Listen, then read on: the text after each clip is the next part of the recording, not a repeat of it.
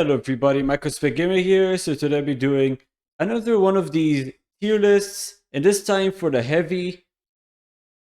Just to tell you guys, heavy is my most played class in Team Fortress 2, and I know more about him than the scout, despite having a scout as my profile avatar or on YouTube. I just like playing scout more, but heavy, I usually play him more as a meme character, not really a serious one. But today I'll be ranking his weapons and seeing which one or like where I would place them here. Don't forget to subscribe, guys. It does help me a lot. And let's keep going with the video. So first of all, the tiers here are super good, okay, very situational, and underpowered, which is UP. And I'll be reviewing right now the primary weapons, the miniguns. So first of all, we have the Brass Beast. This one, I know many heavy mains. If there are any heavy mains, honestly, I only seen like 2 or 3. Like this one, this weapon is very good at defense. Very overpowered in my opinion. Yeah, overpowered. And payload, because you can just sit on the payload on the cart and you don't need the speed issue. The mobility issue is no longer a problem. You just get on it on the cart and you can just mow down almost anyone.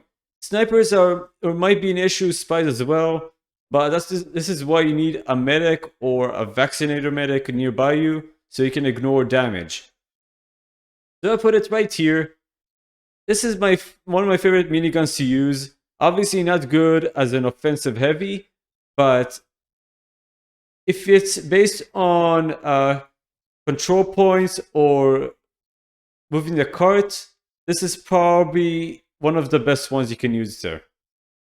Then we have the stock minigun, and this one is super, tier super, just because I think it's better than most of the miniguns we have here.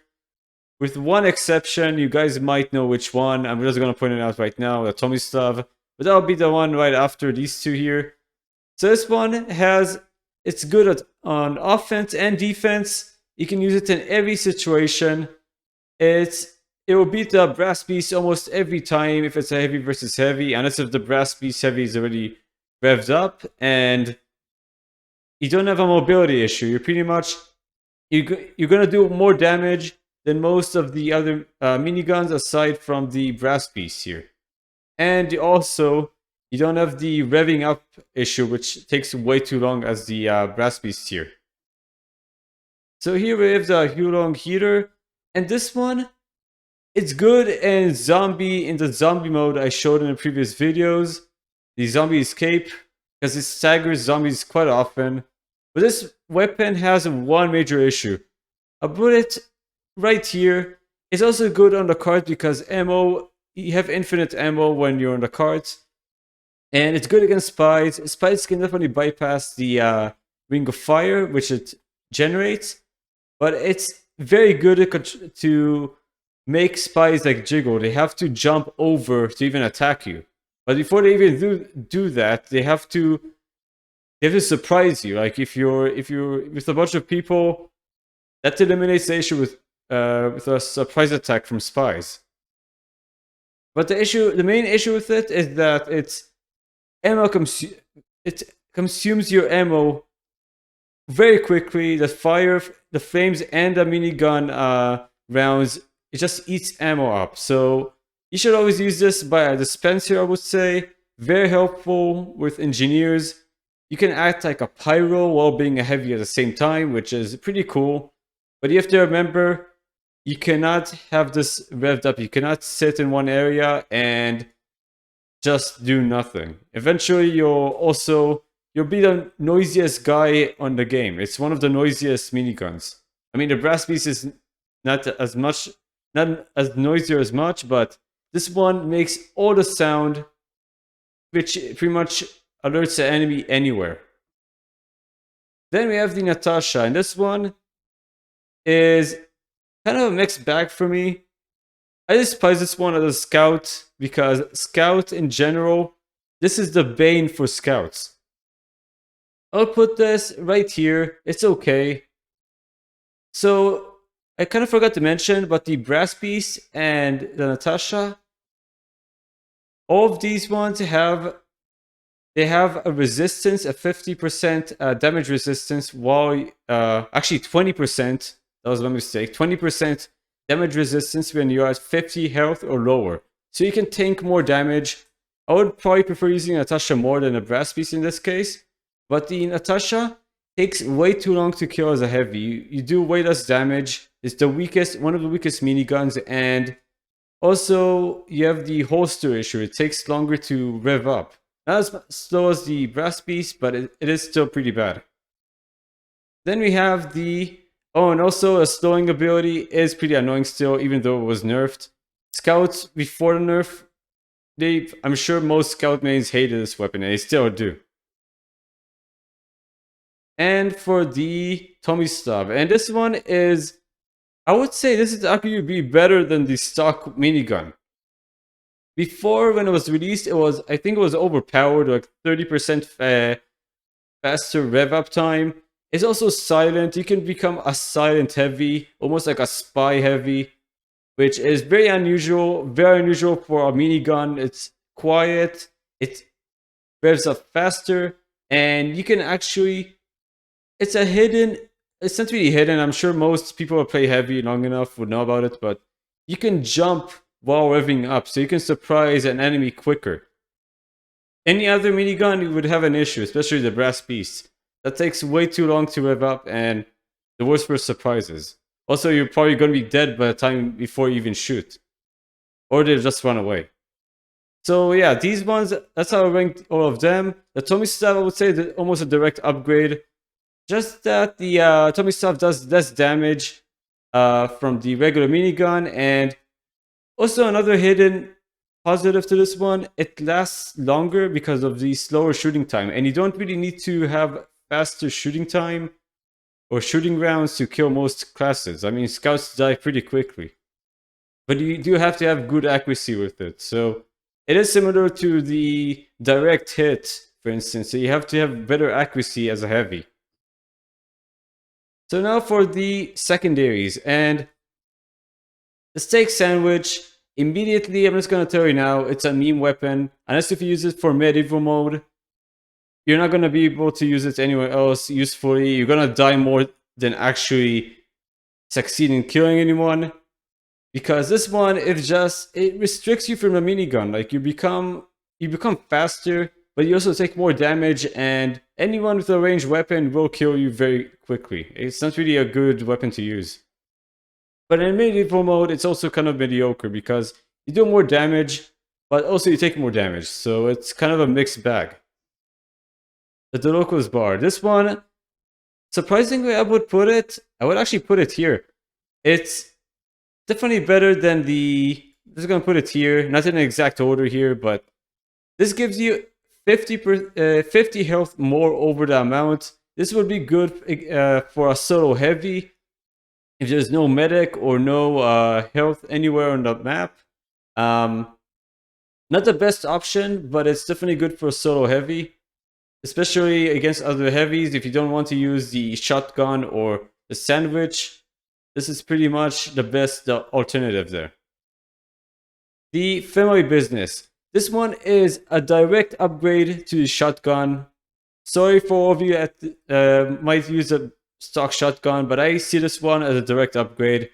You have a higher chance of doing crits because of the faster firing speed, and you have 2 more ammos. And usually you don't need to use all the ammo to kill an enemy. Like, the 15% less damage kind of becomes irrelevant when you have 8 pellets to actually use to shoot another being, another class in a game. But you should not use this gun against other heavies or anyone that's too tanky, like soldiers or heavies. You're gonna eventually get outgunned or outdamaged. The panic attack, kind of a mixed bag. I would put it on okay. It's good maybe with a slower minigun like the Brass Beast, in case if you need to use it more than the Brass Beast. You do more damage, but the trade-off is that every time you do a successful shot, you become less accurate. So it's horrible in range. ranged attacks. I would say this is, just avoid this one if you play as a heavy. It's better for engineer or even for a pyro. Now this one, the Sandvich, a classic secondary, pretty solid, but I put it a bit lower than, I mean, it really depends on what you prefer. The Doroka's bar is definitely better for solo play, while the Sandvich, you have a slower regenerative time between eating it and waiting, but you can heal your entire health. You have to remember though, both of them have the same duration for their animation. So you have 4 seconds to eat it. You become very vulnerable. This one only heals you 100 health. This one heals you 4,300. But you have to remember, a heavy who takes this one before his battle will most likely win against another heavy. If they both have the same minigun, the same loadout, he will have 50 health unless if the other guy crits. So yeah, I would put it right here. And this is, I would say, the best secondary for heavy. I just place it right here. The second banana. Despite him losing to the pyro and the votes, this weapon changed the heavy meta for me. It made heavy a better solo character. First of all, you get 200 health, and it generates 1/3 or 1.3 times faster than the other ones, especially the Sandvich. It pretty much generates almost the same speed as the Doroko's bar, but it gives you almost entire health. If you're heavy and you have 100 health or lower than 100 health, you're pretty much dead. Like, eating this will take you longer, and this one also respawns far faster. The best loadout for a solo heavy so far, I would say, is the Tomislav, the second banana, and I'll talk to you guys about which melee weapon is the best for him. But this is definitely one of the top tier loadouts for heavy. Stock shotgun. I'm gonna put it right here. It's better than the panic attack, but not as good as the family business because the damage drop off is not too bad. And if the family business, you can shoot also faster, which is like a bonus, which makes the stock shotgun not as superior, probably slightly worse. The buff pretty much made the family business a better shotgun for the heavy. And I'm not sure why it's only exclusive for heavy. It should be exclusive for other classes. But they made it like that. So I just put it here, it's okay. But not really the best anymore. The Warrior Spear. This is very situational. I just find it's a good combo with the steak sandwich you can do with Sandvich. But you can definitely kill almost any class in one shot, or any of the lower classes. You do all around like 115 damage with the mini crits when you eat the buffalo steak sandwich, and it's kind of a mixed bag for me. I would say it's very risky. It's like a double-edged sword. You do 30% more damage, but you also take 30% more damage, and you gain 50 health back for every kill. So you're pretty much a double-edged bear. It's kind of a weird trade-off. It was nerfed and buffed. I don't really think it's a good weapon still, but I think maybe another change for it would be better. So I think it just has to have a reduced. They should reduce the damage penalty on it. Like, you should not do the same. They should not do the same amount of damage to you than you do to them. Maybe 20% or 15%. That would make more sense. The weapon is already risky as it is. The eviction notice now. This one is underpowered. Aside from the JoJo references, if you guys know, I mean, people use this weapon for a JoJo reference from the anime.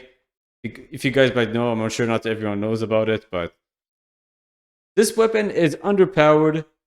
The trade-off of doing 60% or hitting 60% faster for way weaker, you pretty much hit weaker than a scout's bat and you do less damage. So it's not really a good trade-off. The speed boost is not really good.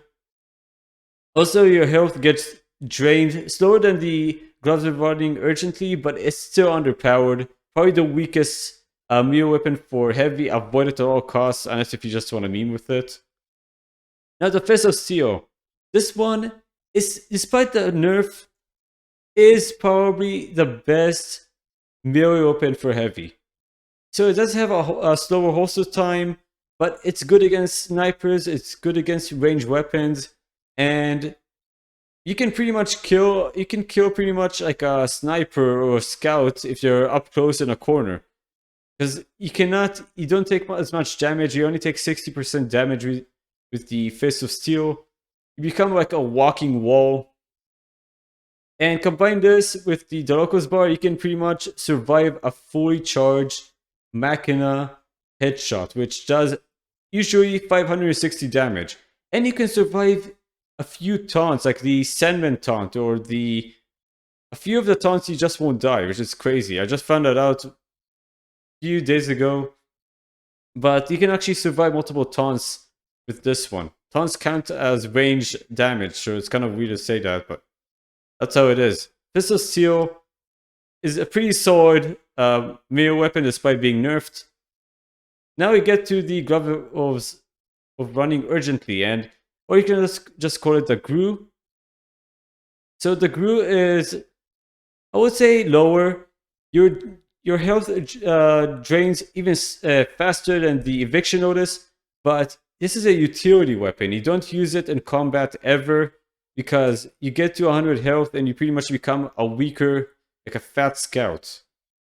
You get to a baseline of 100 health and you can die so quickly. But the point of these ones, here's the Dolokos bar that overheals. If you just switch these two together, you can take advantage of the speed boost and also heal at the same time to get to 300 faster. But this one is only good for utility. It's not really good for anything else. Now the stock fists. They're okay. I mean, nothing special. They have no utility, but they're definitely, I would say they're better than the Warrior Spirit. Just because they have no downsides, but they're also they don't have any upsides as well. They're just okay. The Holiday Punch. This one, I think it would be right between these two.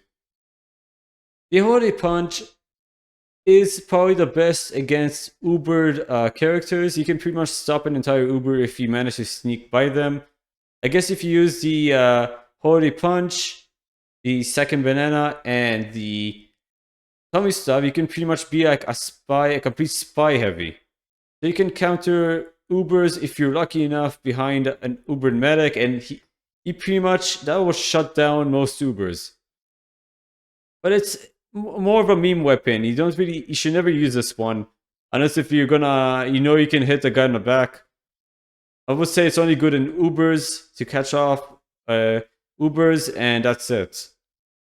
Other than that, you should not get anyone that is just vulnerable, because you can just kill them with the minigun if you're that close to them already. Now the gloves of killing boxing. These ones, I would say they're better than the stock because they actually have use for them. I'll actually put it right here. Slower attacking speed, but in return you get 5 seconds of crits. No other weapon, aside from the extinguisher, which was nerfed already, used to give you crits over time. Also the Girardi, and I'm gonna talk about it probably in the sniper video, but the Girardi combo and the Bushwaka, I mean, that's still one of the only weapons that give you crits, the combinations. But this one, grouped with the family business, you don't have to waste your seconds on revving up with any of these guns, unless if you use the Tommy stuff. But I would recommend using the family business to utilize the full damage of the crits. A crit boosted shotgun, especially with 2 more ammo, pretty much will negate most of the damage penalty, which is 15%. You'll still do 146 damage per full shot, which pretty much will kill almost any class aside from anyone that's a medic or tankier, but it just takes 2 shots to kill anyone.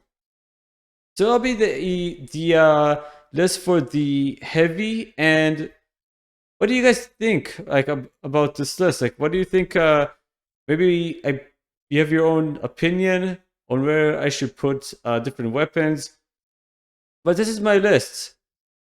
Hope you guys enjoyed the video, and I'll see you guys on the next video. Bye